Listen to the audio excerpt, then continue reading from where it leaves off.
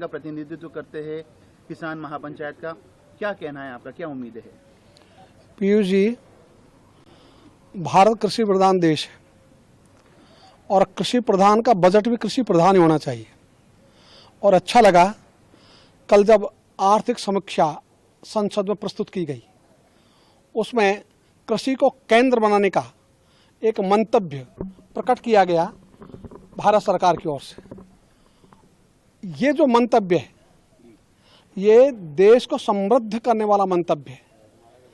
जिस दिन किसानों को उनकी उपजों के दाम मिल जाएंगे, खेत को पानी मिल जाएगा और आयात निर्यात नीति किसानों के हितों के अनुकूल बन जाएगी, जब किसान को अपनी उपज घाटे में नहीं बेचनी पड़ेगी, तो ये जो वर्ग है और जो खेती और इसके सहायक धंधों पर निर्भर है, उनकी जनसंख्या में अनुपात है 75, तो 75% लोग, इनकी जेब में पैसा आएगा तो पूरी अर्थव्यवस्था के पंख लग जाएंगे।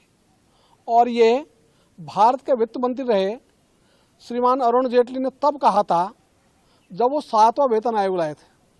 उनका कहा था हम 7वां वेतन आयोग इसलिए ला रहे हैं कि इससे लोगों की जेब में पैसा आएगा तो मांग बढ़ेगी, आपूर्ति बढ़ेगी और मांग आपूर्ति का चक्र गतिमान होगा। इसके कारण से अर्थव्यवस्था को गति मिलेगी। और वो जो संख्या है कर्मचारियों की, वो तो 5% से कम है और हम तो 75% की बात कर रहे हैं। यदि उसी फार्मूला 75% की जेब में पैसा आ जाए तो किसान का स्वभाव है, जैसे जेब में पैसा आता है वैसे वो खर्च करता है। पूंजीपतियों का स्वभाव अलग है, धन्ना सेठों का, वो अपनी तिजोरी में जमा करते हैं। तो जैसे ही किसानों की जेब में पैसा आएगा, मांग बढ़ेगी, पूर्ति बढ़ेगी, मांग और आपूर्ति का चक्र गतिमान होगा, पंख लग जाएंगे भारत की अर्थव्यवस्था के। और जो हमारे प्रधानमंत्री जी ने घोषणा की हुई है $5 ट्रिलियन इकोनॉमी का, वो सफल हो जाएगा। ये संभव नहीं है कि किसान की उपज का भारत सरकार की घोषणा के अनुसार लाभकारी मूल्य मिलेगा नहीं और भारत में $5 ट्रिलियन की अर्थव्यवस्था हो जाएगी। असंभव।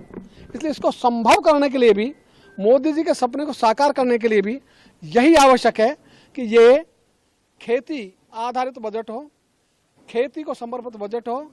और एक जो स्वभाव हमारे प्रधानमंत्री जी का, चमत्कार करना, ये उनका स्वभाव में है।